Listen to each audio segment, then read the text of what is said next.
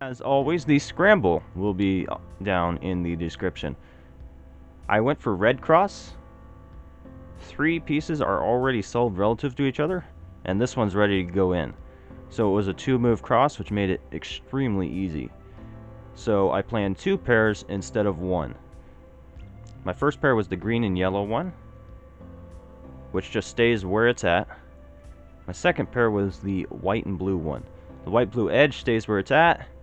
The white-blue corner ends up moving right here with the cross color on top. First I solved my cross like so. Then I solved my first pair, and unfortunately I regripped right here and finished solving it.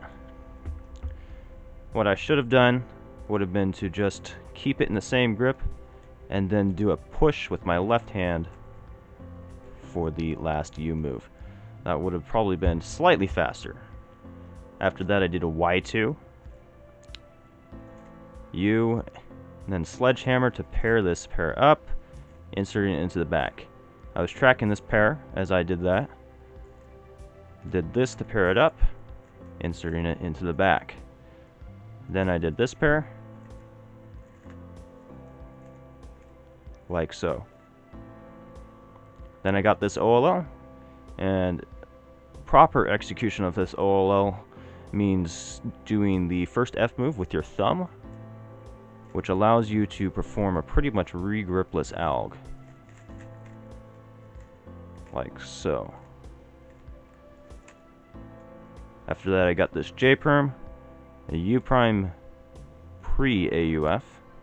I use this alg,